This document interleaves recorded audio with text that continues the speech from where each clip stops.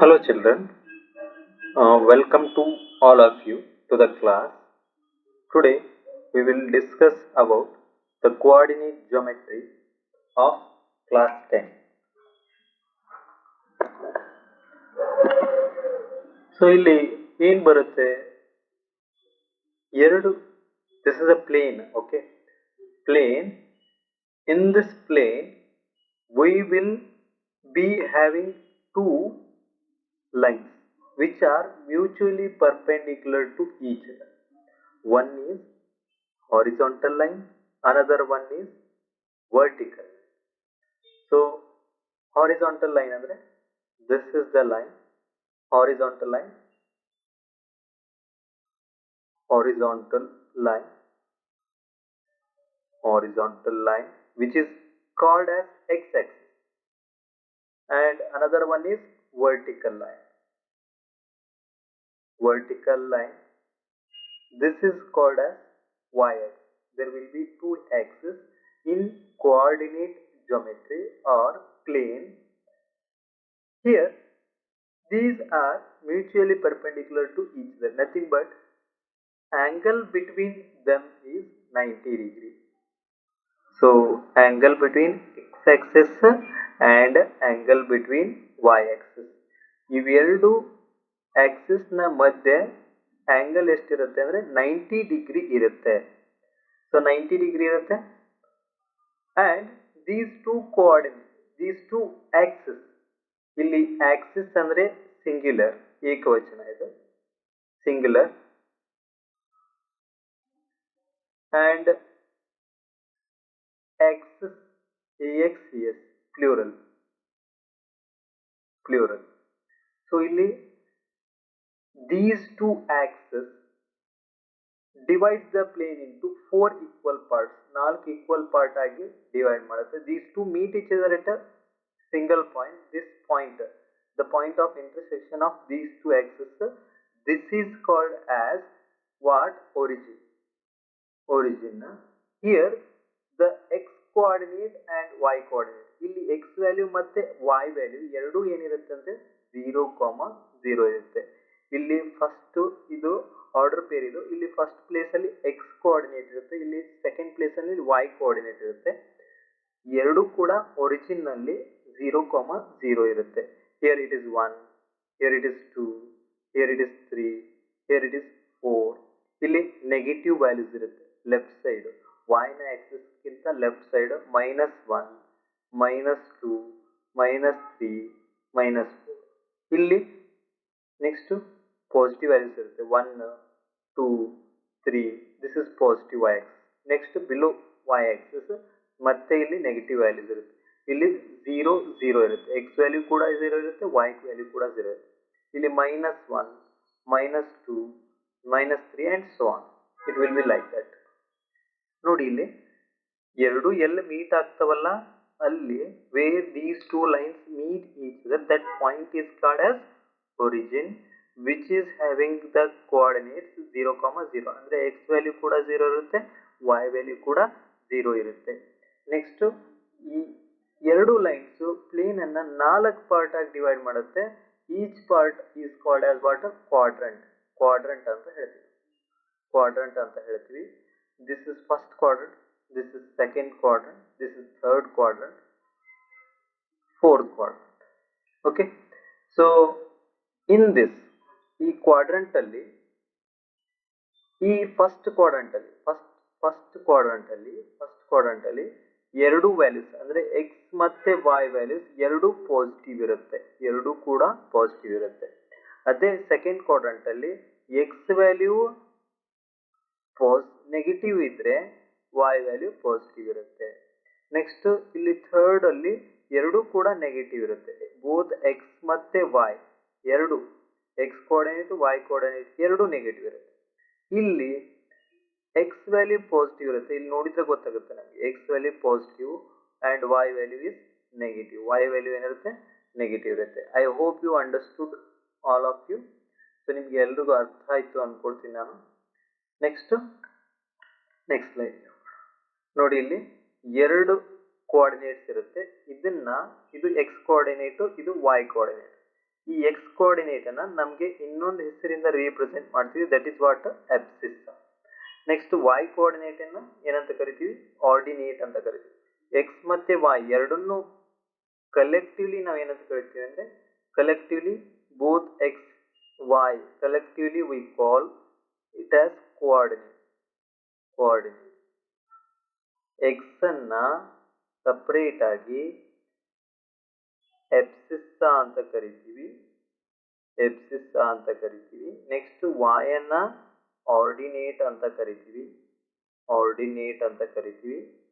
ಎರಡನ್ನು ಸೇರಿಸಿ ಎಕ್ಸ್ ಮತ್ತೆ ವೈ ಎರಡನ್ನು ಕಲೆಕ್ಟಿವ್ಲಿ ಏನಂತ ಕರಿತೀವಿ, ಕೋಆರ್ಡಿನೇಟ್ಸ್ ಅಂತ ಕರಿತೀವಿ. ಸೊ ಅರ್ಥ ಆಯ್ತು ಅನ್ಕೊಳ್ತೀನಿ ನಿಮ್ಗೆ. ನೆಕ್ಸ್ಟ್ ಇಲ್ಲಿ ನೆಕ್ಸ್ಟ್ ಏನ್ ಬರುತ್ತೆ ಅಂದ್ರೆ ಡಿಸ್ಟೆನ್ಸ್ ಫಾರ್ಮುಲಾ ಅಂದ್ರೆ ಇಲ್ಲಿ ನೋಡಿ, ಇಲ್ಲಿ ಒಂದು ಪಾಯಿಂಟ್ ಇದೆ ಪಿ ಅನ್ನೋದು. ಇಲ್ಲಿ ಫಾರ್ ಎಕ್ಸಾಂಪಲ್ ಒಂದು ಪಾಯಿಂಟ್ ಪಿ, ಇದ್ರದ್ದು ಕೋಆರ್ಡಿನೇಟ್ಸ್ ಅನ್ನ ನಾವು x1 y1 ಅಂತ ತಗೊಳ್ಳೋಣ. ಇನ್ನೊಂದು ಪಾಯಿಂಟ್ ಕ್ಯೂ, ಅದರ ಕೋಆರ್ಡಿನೇಟ್ಸ್ ಏನು x2 y2. ಈಗ ಡಿಸ್ಟೆನ್ಸ್ ಅನ್ನ ಮುಂಚೆ ನಾವು ಸ್ಕೇಲ್ ಇಂದ ಅಳಿತಾ ಇದ್ವಿ, ಬಟ್ ಇಲ್ಲಿ ಸ್ಕೇಲ್ ಇಲ್ದೇನೆ ಹೇಗೆ ಅಳಿಬೇಕು, ಸ್ಕೇಲ್ ಇಲ್ದೇನೆ ಹೇಗೆ ಮೆಜರ್ ಮಾಡಬೇಕು, if they have given the coordinates x1 y1 x2 y2, how we have to measure, that is by using the distance formula. Okay, so ಇಲ್ಲಿ ಪಾಯಿಂಟ್ ಪಿ ಇದೆ, ಅದರ ಕೋಆರ್ಡಿನೇಟ್ಸ್ x1 y1. ಇಲ್ಲಿ point Q ಇದೆ, ಅದರ coordinates x2 y2. ಈಗ ನಾವೇನ್ ಮಾಡೋಣ, ಇದು ಪ್ಲೇನ್ ಅಲ್ಲಿ ಇದೆ ಅಂದ್ರೆ ಕಾರ್ಟೇಶಿಯನ್ ಕೋಆರ್ಡಿನೇಟ್ ಅಲ್ಲಿ ಫಸ್ಟ್ ಕ್ವಾಡ್ರಂಟ್ ಅಲ್ಲಿ ಒಂದು ಪಾಯಿಂಟ್ ಪಿ, ಇನ್ನೊಂದು ಪಾಯಿಂಟ್ ಕ್ಯೂ, ಅವುಗಳ ಮಧ್ಯೆ ಇರ್ತಕ್ಕಂಥ ಡಿಸ್ಟೆನ್ಸ್ ಅನ್ನ ನಾವು ಫೈಂಡ್ ಔಟ್ ಮಾಡಬೇಕು, ಆರ್ ಡಿಸ್ಟೆನ್ಸ್ ಫಾರ್ಮುಲಾ ನಾವು ಡಿರೈವ್ ಮಾಡಬೇಕಾಗಿದೆ. ಸೊ ಇಲ್ಲಿ ಪಿ ಆರ್ ಡ್ರಾ ಮಾಡಿದಾರಲ್ವಾ, P R. Okay, here let P and Q are any 2 points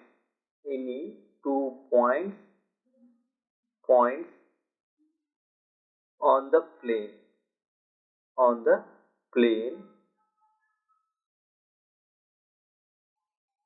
with the coordinates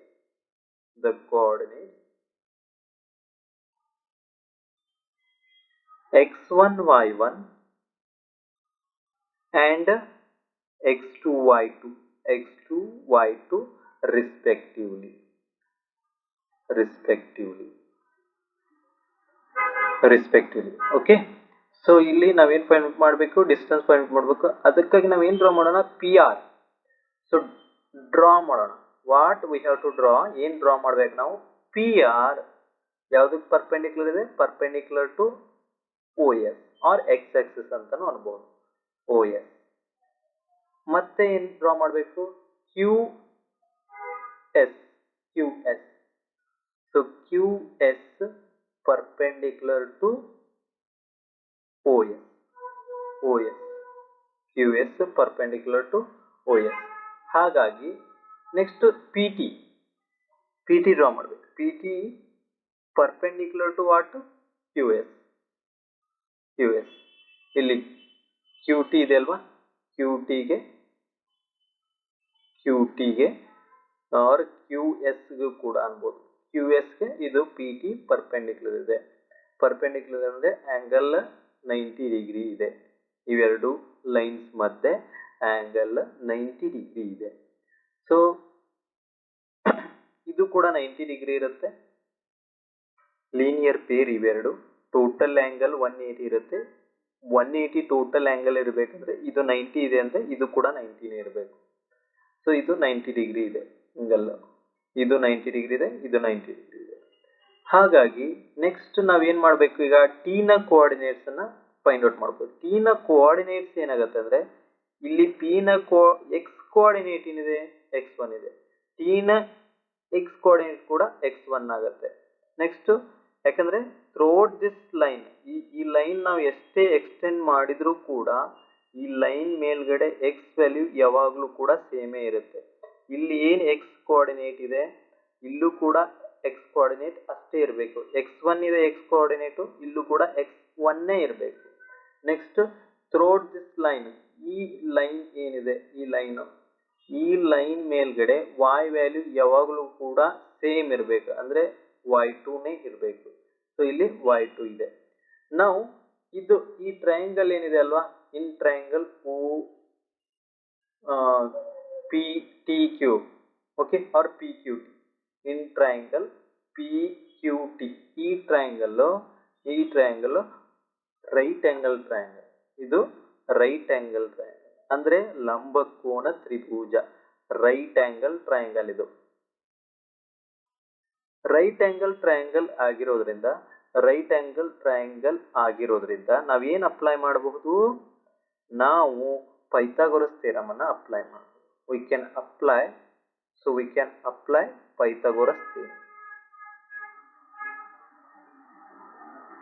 Pythagoras theorem. So Pythagoras theorem apply ಮಾಡಿದಾಗ Pythagoras theorem ಏನ್ ಹೇಳುತ್ತೆ, hypotenuse. So ಇದರಲ್ಲಿ hypotenuse ಅಂದ್ರೆ bigger side, hypotenuse ಈ side, hypotenuse square, it's square will be equal to side square.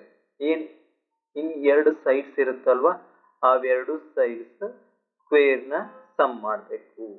So hypotenuse ಯಾವ್ದಿಲ್ಲಿ, P Q.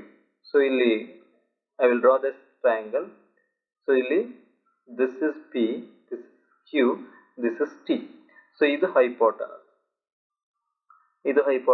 ಇದು one of the side, ಇದು ಕೂಡ one of the side. Okay, so side square, PQ square, hypotenuse side square, that is PT square plus QT square. And ನಮಗೆ ಬೇಕಾಗಿರೋದನ್ನ distance PQ ಬೇಕು, that's why square root of PT square plus QT square. Okay, ನೋಡಿ Pythagoras theorem apply ಮಾಡಿದೀವಿ. PQ square hypotenuse square is equal to side square plus side square.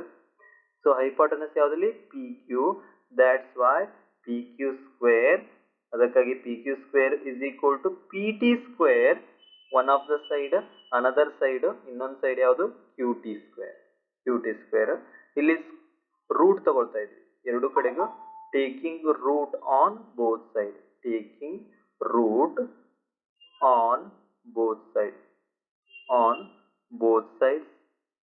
So ಎರಡು ಕಡೆಗೂ ನಾವೇನ್ ಮಾಡ್ತಾ ಇದೀವಿ, root ತಗೊಳ್ತಾ ಇದೀವಿ. ರೂಟ್ ತಗೊಂಡಾಗ ಪಿ ಕ್ಯೂ ಆಗುತ್ತೆ. ಇದು P Q is equal to under root P T square plus Q T square. So which is equal to square root of P T. So distance, ಈ ಡಿಸ್ಟೆನ್ಸ್ ಏನಿರುತ್ತೆ ಅಂದ್ರೆ y2 minus y1 ಆಗುತ್ತೆ. ಈ distance ಏನಾಗುತ್ತೆ, y2 minus y1 ಆಗುತ್ತೆ. So y2 minus y1 whole square plus ಇದೇನಾಗುತ್ತೆ QT, ಈ distance ಆಗುತ್ತೆ, ಇಲ್ಲಿಂದ ಈ ಡಿಸ್ಟೆನ್ಸ್. ಸೊ ಇಲ್ಲಿಂದ ಇಲ್ಲಿವರೆಗೂ. ಸೊ ಇದೇನಾಗುತ್ತೆ ಅಂದ್ರೆ x2 ಮೈನಸ್ x1 ಆಗುತ್ತೆ. ಈ distance x2 minus x1 whole square.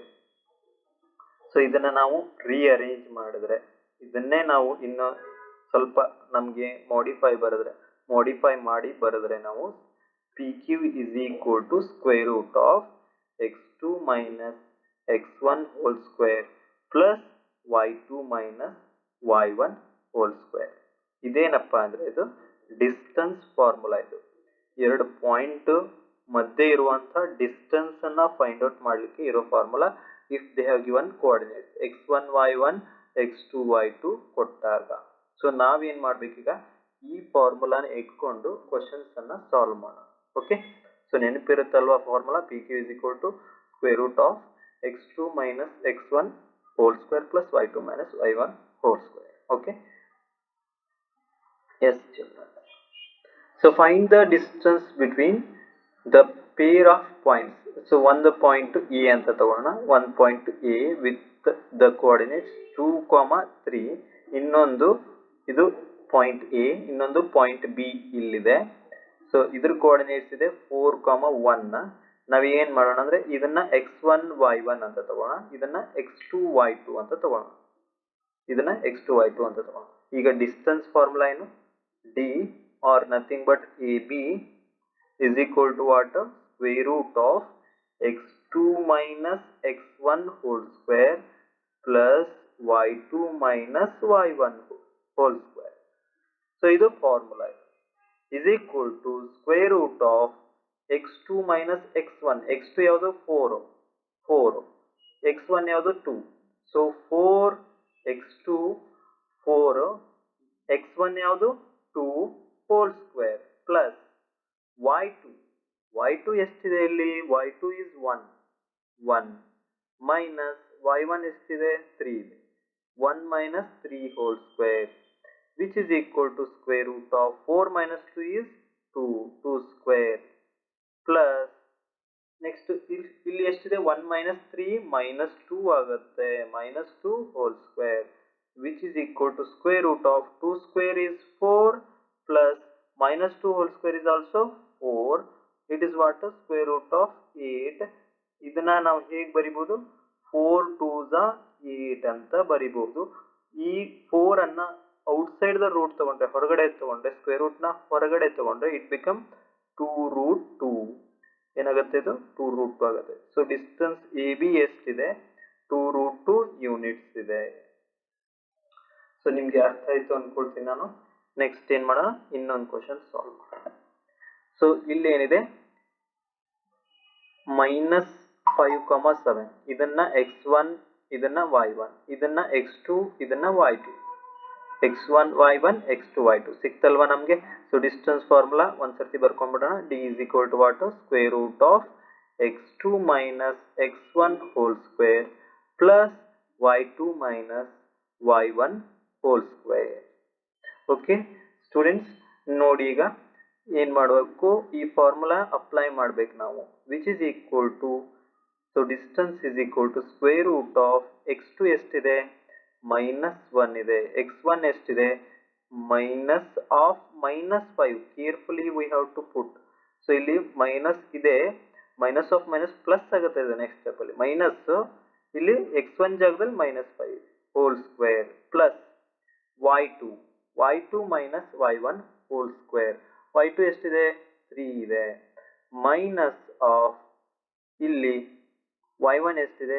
7 whole square which is equal to square root of -1 minus of -5 is +5 whole square plus 3 minus 7 is to -4 whole square which is equal to square root of, this is 6 square and this is -4 whole square.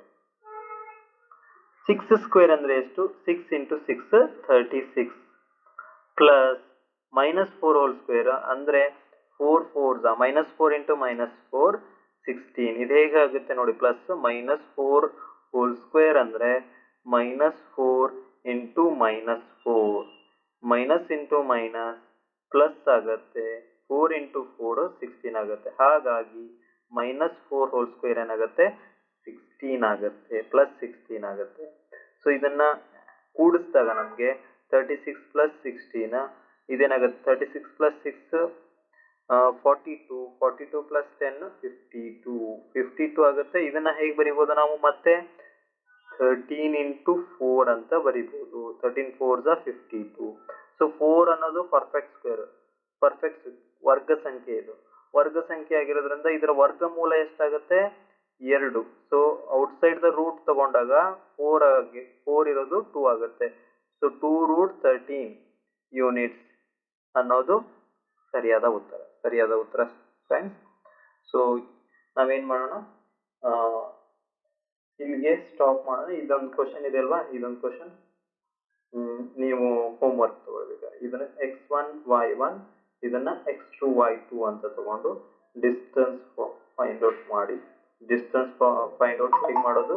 By using the formula x2 minus x1 whole square plus y2 minus y1 whole square. ಈ formula use ಮಾಡಿಬಿಟ್ಟು ನೀವೇನ್ ಮಾಡಿ, ಈ home work ಅನ್ನ solve ಮಾಡ್ಕೊಂಡು ಬನ್ನಿ friends. Okay, thank you for watching the class.